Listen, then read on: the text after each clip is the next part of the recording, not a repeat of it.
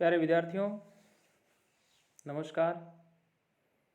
BA भाग प्रथम संस्कृत के विद्यार्थी जो लोहिया महाविद्यालय चूरू में अध्ययनरत हैं, उन सभी विद्यार्थियों का हार्दिक अभिनंदन है, स्वागत है। जैसा कि हम पहले से जो इस ग्रुप के अंदर जो स्टडी मटेरियल जो हमने डाला था, उसमें 2 पुस्तक जो हैं वो हमारी अभी तक कंप्लीट हो चुकी थी। एक स्वपन वासवदत्तम थी और दूसरी जो है हितोपदेश का मित्र लाभ थी। अब व्याकरण की जो कक्षाएं हैं मैं ऑफलाइन कॉलेज के अंदर लेना मैंने प्रारंभ कर दिया है। मेरा विद्यार्थियों से आग्रह रहेगा कि आप ग्रुप के अंदर सूचनाएं देखते रहें और ऑफलाइन हमारी जो क्लासें होती है उनमें आप अपनी उपस्थिति वो सुनिश्चित करें, ताकि आपके व्याकरण जो है वो भली प्रकार से समझ में आ जाए। और अब एक्स्ट्रा में ये जो वीडियो है ये भी मैं जो है डाल रहा हूँ। आपके जो बातें समझ में आए बहुत अच्छी है। यदि कहीं कोई बात समझ में नहीं आए तो आप मुझे पूछें, आपका मुझे इंतज़ार रहेगा पूछने के लिए। आज हम जिस पुस्तक को पढ़ने जा रहे हैं वो रघुवंश का द्वितीय सर्ग है। प्यारे विद्यार्थियों, सबसे पहले हमारे को यह ध्यान रहना चाहिए कि जिस पुस्तक को हम पढ़ रहे हैं वो पुस्तक जो है किसकी रचना है। तो मैं आपसे निवेदन कर दूं कि महाकवि कालिदास के द्वारा जो है ये प्रणीत है और यह एक महाकाव्य है। महाकाव्य जो है उसके अंदर यदि हम चर्चा करें तो उसमें महाकाव्य के अंदर जो है रचनाएं जो होती हैं वो सर्गबद्ध होती है। जैसा कि आप इस पुस्तक के नाम के नीचे आप देख रहे हैं द्वितीय सर्ग, तृतीय सर्ग, तो ये जो द्वितीय सर्ग है ये सर्गबद्ध रचना जो है वह महाकाव्य के अंदर ही होती है। तो उसमें अब सबसे पहले हमारे को ये जो पुस्तक है उस पुस्तक की कहानी है वो हमारे समझ में आनी चाहिए, क्योंकि सिलेबस में या पाठ्यक्रम में हमारे द्वितीय सर्ग है और कहानी जो है हमारे को पहला जो सर्ग है उसकी भी समझनी होगी। तो प्यारे विद्यार्थियों, ये जो यहाँ रघुवंश की जो कथा दे रखी है इसको आपको जो है अध्ययन करना है कि एक समय की कोई बात थी और मनुवंश के अंदर उत्पन्न राजा दिलीप जो है उनकी कोई संतान नहीं थी और इस बात को लेकर के वह जो बहुत ही परेशान रहा करते थे। एक दिन राजा जो दिलीप होते हैं उनका अपना जो भी राजकार्य बाहर होता है सारा का सारा मंत्री जो होते हैं उनको सौंप देते हैं और अपनी रानी सुदक्षिणा जो उसको साथ में लेकर के कुलगुरु वशिष्ठ जी होते हैं उनके पास वो पहुंच जाते हैं और वहाँ उन्होंने अपना सारा दुख जो है वो कह सुनाया। गुरु वशिष्ठ जी ने ध्यान लगाया और ध्यान लगा करके पता लगाया कि राजा की संतान जो है वो क्यों नहीं हो रही हैं और इस बात को उन्होंने समझा और कहा कि हे राजन, बहुत दिन हुए जब आप जो है इंद्र जो है उस इंद्र की सेवा करके स्वर्ग से जब आप यहाँ लौट रहे थे उस समय कल्प वृक्ष के नीचे जो है कामधेनु बैठी हुई थी और तुमने जो है उसकी प्रदक्षिणा नहीं की।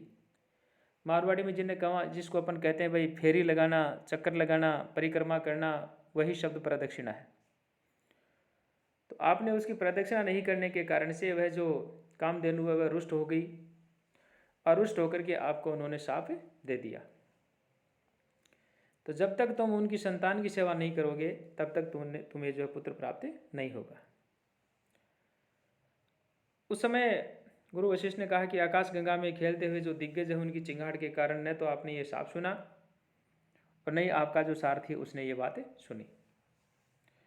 और इस समय कामधेनु है वह तो आपको मिलेगी नहीं, क्योंकि वह पाताल लोक में वरुण देव जो उनके यज्ञ के अंदर आहुति जो है उसकी सामग्री देने के लिए गई हुई है और उसकी पुत्री है नंदिनी उसका नाम है, वो मेरे यहाँ है। आप उसकी जो है विधि पूर्वक सेवा करें। और सेवा कैसे करें? जब ये चलें तो आप भी पीछे पीछे चलें और जब ये बैठें तो आप भी जो है इनके पीछे पीछे बैठें और इसके सो जाने पर आप सोएं। इस प्रकार की जो सेवा है उससे जब नंदिनी प्रसन्न होगी तब आपका जो मनोरूपी रथ है, मन की जो इच्छा है वह पूर्ण होगी राजा जो दिलीप होते हैं उन्होंने इस बात को स्वीकार कर लिया और वशिष्ठ जी के आश्रम में पत्नी सहित वहाँ पर वो रुक जाते हैं या ठहर गए। अब दूसरा यानी द्वितीय जो सर्ग है, यहाँ से अब हमारी जो कहानी है वो शुरू होती है। प्रातःकाल होते ही राजा दिलीप जो होते हैं उन्होंने नंदिनी की सबसे पहले पूजा की, बछड़े जो होते हैं उसको दूध पिलाया, दूध पिला करके जंगल में चरने के लिए उसको छोड़ दिया और स्वयं राजा दिलीप जो होते हैं उनके पीछे पीछे चल पड़े। जिस प्रकार वशिष्ठ जी ने सेवा करने के लिए कहा था, बताया था, उसी प्रकार राजा ने जो है नंदिनी की सेवा करना प्रारंभ कर दी। राजा को गाय की सेवा करते करते 21 दिन व्यतीत हो जाते हैं। तब गाय ने राजा की परीक्षा जो है वो लेनी चाहिए कि देखूं कि कहीं ये जो राजा केवल स्वार्थ भाव से ही तो मेरी सेवा नहीं कर रहे हैं या ये सच्चे भाव से मेरी सेवा कर रहे हैं। ऐसा विचार करके 22वें दिन वह नंदिनी नामक जो धेनु होती है, जंगल में चरते चरते हिमालय की एक गुफा होती है, उस गुफा के अंदर वह जो है घुस जाती है और उसके घूमते ही उस पर एक माया कल्पित जो शेर होता है वह टूट पड़ा। राजा ने उसकी जान बचाने के लिए जो ही तरकस से बाण निकालना चाहा, त्यों ही उसकी अंगुलियां जो होती है बाणों से चिपक गई। तब सिंह ने मनुष्य की बोली में कहा, राजा, मैं कुंभोदर नाम का जो है भगवान शंकर है उनका मैं सेवक हूँ और यहाँ आप जो ये कार्य करने जा रहे हो। अब दोनों की बातचीत जो होती है वो शुरू हो जाती है। तो कहा कि मैं कुंभोदर नाम का शंकर का सेवक हूँ। इस सामने वाले देवदारू के जो वृक्ष है उसको पार्वती जी ने लगा करके यहाँ जो है पाला है, पोसा है, बड़ा किया है। और इस प्रकार से जो है एक बार एक हाथी जो है इसने इसकी छाल जो है वो रगड़ दी थी और इस पर पार्वती जो है उनको बहुत बड़ा दुख हुआ था। अतः शंकर जी ने मुझे इसकी रखवाली के लिए जो है नियुक्त किया है और जो शंकर जी ने कहा कि जो भी जानवर यहाँ आए उसे तुम मार करके खा जाओ, इसलिए तुम मुझे मारने की कोशिश मत करो, आपका जो प्रयत्न है व्यर्थ होगा। राजा ने कहा कि तुम अपनी भूख मिटाने के लिए मुझे खा सकते हो, लेकिन इस गाय को छोड़ दो। सिंह ने कहा, राजन, तुम मुझे देखने में मूर्ख मालूम होते हो, क्योंकि एक छोटी गाय के लिए अपने प्राण जो है वो आप गंवा रहे हो और अपना सारा राज्य जो है वो चौपट करना चाहते हो। यदि आप जीवित रहेंगे तो अनेक गायों की रक्षा करेंगे। और राजा ने जो है इन तमाम बातों में से किसी बात को जो है नहीं सुनी और सिंह राजा को खाने के लिए तैयार हो जाता है। राजा की उंगली छूट जाती है।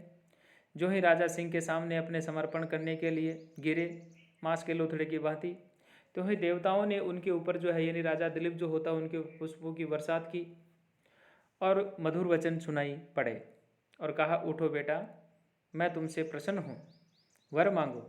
राजा ने सिर उठा करके देखा तो उस समय वहाँ नंदिनी नामक जो धेनु है वह तो नंदिनी नामक जो धेनु है उसने मनुष्य की बोली में कहा, राजन, मैं तुम्हारी परीक्षा ले रही थी, अब मैं तुम्हारी परीक्षा से प्रसन्न हूँ, तुम मन चाहा वरदान मेरे से मांग सकते हो। राजा ने कहा, मुझे एक ऐसा पुत्र चाहिए या मेरे एक ऐसा पुत्र हो जो मेरे वंश को चलाने वाला हो। नंदिनी ने कहा, तुम्हारी मनोकामना पूरी होगी। राजा उसे लेकर के आश्रम में चले गए। वशिष्ठ जी ने गौ सेवा का व्रत पूरा हुआ जानकर राजा व रानी को जो है आशीर्वाद दिया और उन्हें अयोध्या के लिए जो है विदा किया।